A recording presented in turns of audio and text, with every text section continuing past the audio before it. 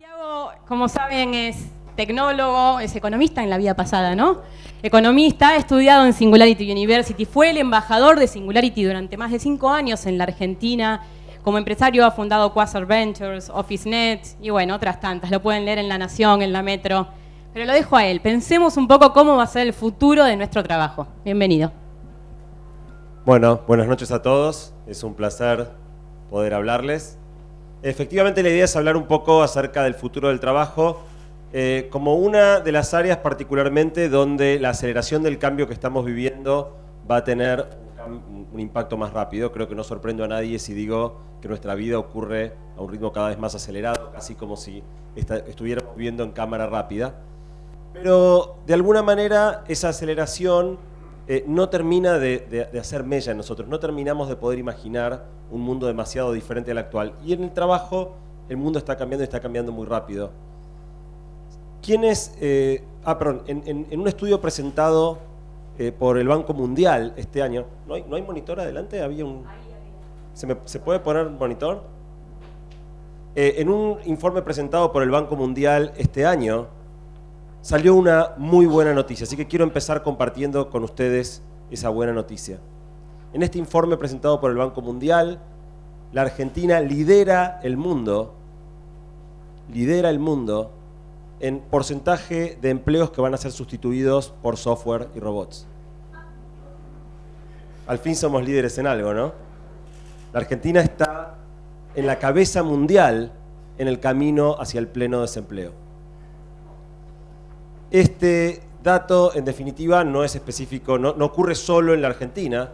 Esto está sucediendo en todas partes del mundo. Argentina está a la cabeza en porcentaje de sustitución, pero se puede segmentar entre diferentes países, entre diferentes regiones del mundo. Es un proceso que ya comenzó y está ocurriendo globalmente. ¿Quiénes de ustedes saben qué es Foxconn? Ok, 3 o 4. Foxconn es una empresa taiwanesa que tiene 1.2 millones de empleados. Es el tercer mayor empleador privado del mundo. Factura 210 billones de dólares, 210.000 millones de dólares, y fabrica algunos productitos como el iPod, el iPad, la Wii, la Play, el Samsung y prácticamente todos los productos electrónicos que usamos bajo contrato para las empresas que después los comercializan.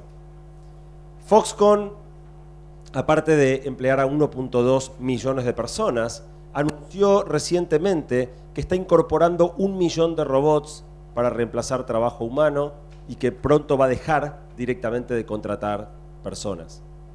Foxconn no está solo en esto. Canon anunció hace poco la apertura de una planta en la cual tampoco ya directamente, desde el día que la planta se abra, no van a trabajar personas, solo máquinas. Y este de todos modos no es un fenómeno nuevo. Si yo les pregunto a ustedes cuántos computadores ven ahí, tal vez la mayoría no vea ninguno, pero la respuesta correcta es todos. Todos esos señores o señoras son computadores, porque hasta hace un tiempo atrás ser computador era un trabajo. Antes de que computaran las computadoras, computábamos las personas. Esta gente hacía cómputos y su trabajo se llamaba ser computador. Hay muchas otras tareas que ya desaparecieron. Desde la conmutación, hoy un conmutador es un aparato, en una época un conmutador era una persona, y este no es un proceso nuevo. A fines del siglo XIX, hace un poco más de 100 años, 80% de la población mundial trabajaba en la producción de alimentos. O sea, 4 de cada 5 personas producían comida y solo una podía dedicarse a otra cosa. No es que les gustara tanto, es que si no tenías, la productividad era tan baja que si no asignabas el 80% a producir alimentos no podía comer el 100%. Después, con la introducción de maquinarias, cosechadoras, sembradoras, fertilizantes, semillas mejoradas genéticamente, hoy solo 2% de la población trabaja produciendo alimentos y el 98% estamos libres de dedicarnos a otras tareas, pudiendo todos comer con lo que ese 2% produce. Eso generó una enorme migración del campo, donde ese 80% producía la comida, a la ciudad. Y pasamos de usar nuestras piernas, metafóricamente hablando, de hacer trabajo físico, extenuante, agobiante, a trabajar en las fábricas. Pasamos de usar las piernas a usar las manos, a aprovechar la dexteridad, la capacidad de hacer básicamente trabajando en trabajos mejores, menos extenuantes, pero rutinarios, repetitivos, aburridos, hasta que las máquinas también se volvieron mejores que nosotros en eso. Y actualmente, menos de 20% de la población trabaja en manufactura. Prácticamente todos volvimos a migrar al sector servicios y la mayoría de los trabajos hoy son trabajos de oficina. Pasamos de usar las piernas a usar las manos y de usar las manos a usar la cabeza. Y cada vez, en algún sentido, estuvimos mejor. Hoy la mayoría de los trabajos son de este estilo, pero ahora empezamos a reemplazar también los trabajos que tradicionalmente requerían la cabeza. En definitiva, las tareas más sencillas, pero también empezamos a ver cosas como inteligencias artificiales capaces de escribir artículos periodísticos que, si yo les doy a ustedes uno escrito por una persona y uno escrito por una computadora, difícilmente puedan discernir cuál es cuál. O sea, las computadoras no pueden escribir un profundo editorial político respecto del futuro de el macrismo, no. Pero una crónica deportiva, por ejemplo, con solo darle en qué minutos fueron los goles, quién tuvo tarjeta amarilla, etcétera, la computadora puede producir una crónica del partido que no van a poder discernir si la hizo una computadora o un ser humano. O seguramente escucharon hablar de la inteligencia artificial llamada Watson, diseñada por IBM, para ganarle a los dos de los tipos más eruditos del planeta en la competencia de preguntas y respuestas Jeopardy. Pero lo más interesante es que después de ganar en Jeopardy, IBM mandó a Watson a la Facultad de Medicina, creó la división Watson Health, en la cual ya Watson está viendo pacientes, principalmente especializado en diagnóstico y tratamiento de cáncer, y de hecho una noticia de hace un par de meses es que Watson salvó su primera vida frente a una paciente que los médicos no estaban siendo capaces de hacer un diagnóstico efectivo. Watson analizó todo el historial médico de esa paciente, descubrió que lo que tenía era una variante muy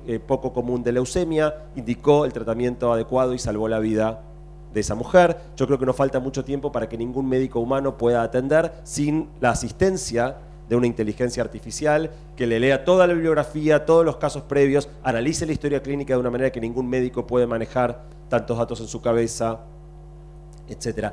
Estos son ejemplos de la enorme cantidad de profesiones que están en este momento muy cerca de ser reemplazadas. Y de nuevo, ya no se trata por ahí de unas pocas profesiones puntuales, sino que diferentes estudios muestran que prácticamente todas las profesiones enfrentan algún grado de reemplazo por software y robots. El estudio más famoso es de la Universidad de Oxford, un tipo llamado Carl Frey, que estuvo el año pasado en Argentina, que de alguna manera rankea cuáles son las profesiones que más riesgo enfrentan. Y un dato interesante es que no, si bien todas las profesiones tienen algún grado de amenaza, no todas están amenazadas de la misma manera o en los mismos tiempos. No da lo mismo estudiar cada cosa.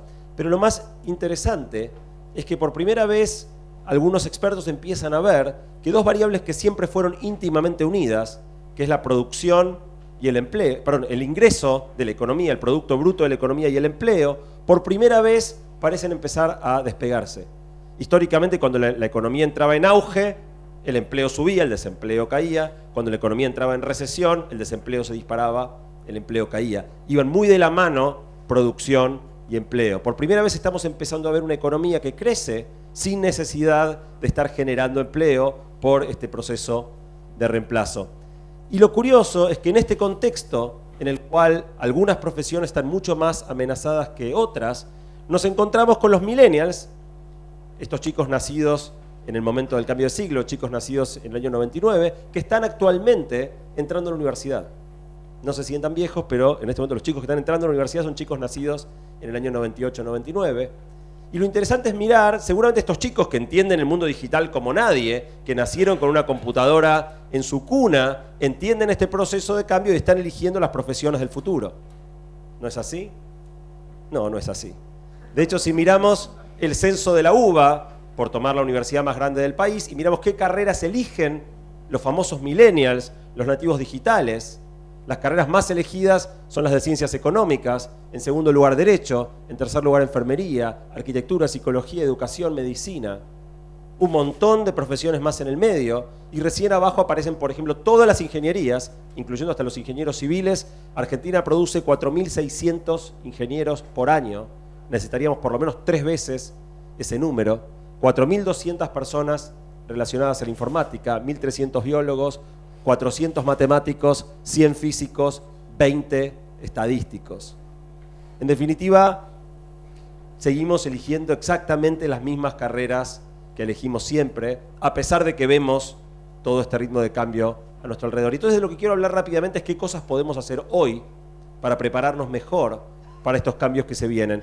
La primera de las cosas tiene que ver con desarrollar la prospectiva. Porque aun cuando vivimos este proceso de aceleración, cuando nos piden que pensemos el futuro, en general lo pensamos como una continuación lineal del presente. En definitiva, por ejemplo, yo seguramente vienen acompañando todo el despelote que hay en la ciudad con el desembarco de Uber. Uber es ilegal, fuera Uber, los taxistas cortando las calles, caos de tránsito. Y en realidad, como bien decía antes Vivian, el problema de los taxistas no es Uber. El problema de los taxistas son los autos autónomos. Con Uber o sin Uber, en 5 años no hay más taxistas. ¿Qué diablos hacemos todos discutiendo si Uber tiene que pagar impuestos, si tiene seguro o no tiene seguro? Es irrelevante. En 5 años nos vamos a reír de que pasamos tanto tiempo discutiendo esto. Y esto no es ciencia ficción. Las primeras pruebas con taxis autónomos se están haciendo en este preciso momento en Pittsburgh. Falta muy poco para que esto pase. Y si alguno piensa, bueno, pero hasta que llegue a un país como la Argentina, no es así. En conducción profesional es una cuenta de rentabilidad. Todos los taxis son a gas, porque si bien el equipo es una inversión adicional y sale más cara, cuando haces la cuenta se repaga en no sé cuántos meses, y todos los dueños de taxis invirtieron en hacer a gas o a gasoil sus vehículos. En el momento que la cuenta de cuánto me sale el peón, listo, se repaga en 14 meses, buenas noches, todos los taxis van a ser autónomos bastante rápido, y esto no solo afecta a los taxistas, afecta a los colectiveros, a los choferes de ómnibus y a los camioneros. Yo por eso sostengo que para mí una de las personas que más entiende el sutil impacto de la tecnología en nuestra vida es naturalmente Hugo Moyano, que se fue de presidente de Independiente porque sabe que en 10 años no tiene más sindicato, no va a haber más camioneros. La segunda cosa que podemos hacer es trabajar menos. Yo les puedo presentar el escenario siguiente. Las computadoras generarán un desempleo de 50% en los próximos 30 años. Y uno naturalmente se imagina un escenario apocalíptico con hordas salvajes prendiendo fuego todo, este 50% de personas excluidas del mundo laboral. Pero esto básicamente en realidad puede ser visto de otra manera. Lo que estamos diciendo en este escenario de desempleo tecnológico es que podríamos producir exactamente la misma cantidad de bienes con la mitad de las horas trabajadas. Yo puedo decirles que va a haber 50% de desempleo, o puedo decirles que todos vamos a trabajar la mitad del tiempo que trabajamos hoy. Imagínense que pudiera acelerar este proceso, que pudiera chasquear mis dedos y que mañana todos los mismos bienes que van a ser producidos sean producidos, pero trabajando la mitad. Ahora pasó de ser un escenario apocalíptico a tal vez ser una meta aspiracional. ¿Por qué no planteamos como meta de la economía, en vez de lograr el pleno empleo, lograr el pleno desempleo? Lograr una economía que pueda funcionar y producir riqueza sin necesidad, o por lo menos con una necesidad cada vez menor de trabajo humano. Esto está empezando a discutirse. Siempre los franceses son los primeros que quieren empezar a pensar en laburar menos, pero no solo en Francia, en montones de lugares están empezando a discutirse si no estamos trabajando demasiado. ¿Cuál es el sentido de tanto avance tecnológico, tanta conectividad, simplemente para entonces cada vez estar más horas metidos con el celular, con la tableta, con la computadora, en todo momento trabajando y produciendo? ¿Cuál es el sentido del avance si no empieza a darnos libertad y manejo sobre nuestro propio tiempo? Lugares como New York Times, montones de lugares están pensando, ¿no es momento de reducir la jornada laboral? La tercera cosa tiene que ver con redefinir qué es la educación. La semana pasada tuve una oportunidad espectacular de hablar en el coloquio de IDEA en un panel sobre educación y en vez de hablar tal vez de la manera más común, al estilo de la charla interesantísima que dio Meli recién, en realidad de lo que hablé es que en un mundo que cambia tan rápido, el problema de la mala educación no es de los jóvenes. El primer problema lo tenemos nosotros.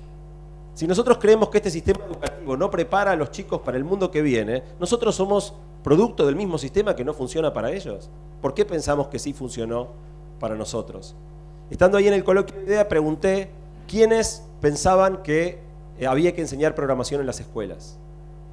Les pregunto, ¿quiénes creen que habría que enseñar programación en las escuelas? La abrumadora mayoría. La mayoría de la gente que propone esto no es porque todos los chicos vayan a ser programadores, sino porque aprender a programar te da un montón de habilidades secundarias que después son sumamente aplicables para la vida, independientemente de que jamás escribas una sola línea de código. Les pregunto a ustedes, ¿cuántos de ustedes saben programar? son atípicos, pero 30-40%. ¿Por qué creen ustedes, todos los que no levantaron la mano, que los chicos tienen que aprender a programar y ustedes no? Si también necesitarían esas habilidades que la programación ofrece. En definitiva, diseñamos una vida donde estudiamos el 100% del tiempo durante 20% de la vida y después nada. Y en realidad yo creo que tenemos que ir hacia un escenario donde estudiemos el 20% del tiempo, el 100% de la vida. En definitiva, que la educación deje de ser vista como algo que sucede entre los 5 y los 25 y empieza a ser un proceso continuo, donde uno de los grandes desafíos, alguien mencionó desaprender, uno de los grandes desafíos es desaprender. Lo más difícil de aprender como adultos no es aprender, es desprendernos de todos nuestros prejuicios, nuestros preconceptos, nuestra experiencia. En un mundo que cambia, nuestro conocimiento se desactualiza y lo difícil no es incorporar lo nuevo, sino soltar todas las cosas que aprendimos antes. Si no, corremos directamente el riesgo de que la experiencia cambie de signo. Si la experiencia te vuelve rígido, si la experiencia te vuelve dogmático, yo creo que en algún momento los avisos de búsqueda de empleo van a decir, por favor, buscamos gente sin experiencia, gente que pueda seguir aprendiendo y no gente que ya crea que se las sabe todas. Pero mirando con un poquito de perspectiva a más largo plazo, hay cambios más profundos para plantearse. El primero tiene que ver con desacoplar el trabajo y el empleo. Si la producción era función directa de la cantidad de horas trabajadas, era lógico que el sueldo sea una remuneración por cuánto trabajas. Cada uno gana en función de lo que trabaja. Ahora, en un mundo donde se puede producir más trabajando menos, estas dos variables dejan de estar tan ligadas. Esta no es una idea nueva, la pensó por primera vez Aristóteles hace casi 2500 años, donde Aristóteles dijo, si cada instrumento pudiese, en virtud de una orden recibida, o si se quiere adivinada, trabajar por sí misma, si las lanzaderas tejiesen por sí mismas, si el arco tocase solo la cítara, los empresarios prescindirían de los operarios y los señores de los esclavos. Básicamente Aristóteles tuvo la visión, hace 2500 años, de que si en algún momento las máquinas trabajaran solas, nosotros no tendríamos que laburar. En ese momento teníamos la visión, pero no teníamos las herramientas. Hoy tenemos las herramientas y no tenemos la visión. En definitiva, hay lugares empezando a discutir, ¿y qué pasa si desacoplamos el ingreso del trabajo? ¿Qué pasa si creamos una asignación universal, no por hijo o por ser pobre, sino una asignación universal por existir? Si la tierra tiene un montón de riquezas que permiten producir un montón de bienes, ¿por qué no creamos un dividendo ciudadano? Un ingreso al que todas las personas tienen acceso y les brinda la posibilidad de por lo menos acceder a los bienes más básicos. Esto, por ejemplo, fue a plebiscito en Suiza este año, muchos habrán visto la noticia en ese momento, está discutiéndose ya en Finlandia un programa experimental de este estilo. Creo que vamos hacia un mundo donde va a haber que replantearse esta idea de que el ingreso es necesariamente una consecuencia del trabajo. Es divertido porque cuando uno habla, por ejemplo, de subsidios, lo primero que nace en mucha gente eso es subsidiar a la vagancia, los que cobran el subsidio de desempleo ya ni siquiera quieren buscar y se pierde la cultura del trabajo. En definitiva, creo que son producto de esta mentalidad donde el empleo y el ingreso siempre fueron íntimamente unidos. Creo que es momento de empezar a pensar si no hay razones para separarlo. La segunda cosa tiene que ver con redefinir nuestra identidad. Si yo les pregunto a ustedes quiénes son, después de decirme su nombre, probablemente me digan de qué trabajan. Somos aquello de lo que trabajamos. En un mundo donde mucha gente no va a tener trabajo, esta identidad también tiene que romperse. Marx dijo, el trabajo dignifica. Eso quiere decir que 50% de la gente puede no tener dignidad. ¿Y si hacemos que la dignidad pase por otro lado? ¿Y si hacemos que dejemos de ser aquello de lo que trabajamos y redefinamos qué define quiénes somos en este mundo? Obviamente es un desafío enorme. Nuestra vida está estructurada para que el trabajo sea la columna vertebral, lo que organiza, lo que estructura nuestra vida, nuestra identidad, nuestro rol en este mundo. Pero ¿tiene que ser así? Fíjense qué curiosa la contradicción. Somos aquello de lo que trabajamos y sin embargo si les pregunto cuál es su día favorito de la semana, muy probablemente la mayoría va a contestar sábado o domingo. ¿El trabajo dignifica o es un mal necesario? En definitiva, hoy en día, por ejemplo, muchos ven el problema que hay con los chicos más jóvenes y su falta de compromiso con el trabajo y cómo los chicos enseguida que empiezan a trabajar agarran y se cansan y se van a hacer un viaje a Europa de mochileros y parece que no les importa nada. Y yo creo que tal vez están entendiendo algo que nosotros todavía no entendimos. Tal vez se están dando cuenta antes que nosotros que el trabajo no va a ocupar en la vida de ellos el lugar que ocupó en la nuestra. Nosotros, hijos o nietos o bisnietos de inmigrantes, crecimos con este imperativo de que hay que ganarse la vida. Hay que romperse el alma, ir a un buen colegio, después una buena universidad, tener un buen promedio, conseguir un buen laburo, laburar como un loco, porque así te vas a ganar tu vida. Tal vez estemos empezando a ir a un mundo donde la abundancia permita que para más y más personas la vida esté ganada. No hay que ganársela, lo que hay que hacer es disfrutarla. Y eso es lo que tal vez algunos de estos chicos estén entendiendo. En definitiva, a mí muchas veces me gusta dar vuelta las ecuaciones para mirar las cosas del otro lado y ver cómo lucen, ¿no? Hoy se habla mucho de los nini, estas personas que ni estudian ni trabajan, y de muchos hogares donde los chicos nunca vieron a sus padres trabajar y directamente ni saben lo que es la cultura del trabajo. Y yo digo, qué genial. Entrevistémoslos, preguntémosles cómo se siente. ¿Cómo es eso de haber ya logrado trascender y darse cuenta que tal vez el trabajo no está en el centro de la vida? Obviamente hay algo de ironía en lo que digo, pero creo que realmente tenemos que empezar todos a repensar esta cosa imperativa que ubica el trabajo siempre en el centro de la escena. Finalmente necesitamos ver cómo transicionar a millones de personas, porque al mismo tiempo que hablamos de abundancia, hablamos de robots, hablamos de software, hablamos de acceso a bienes, tenemos cualquier cantidad de gente hoy que no tiene acceso ni a lo básico. Entonces gran parte de la discusión es cómo generamos la empatía que permita, si podemos armar una economía capaz de generar más y más bienes con menos y menos trabajo, un mundo que dé acceso a esos bienes a más y más personas.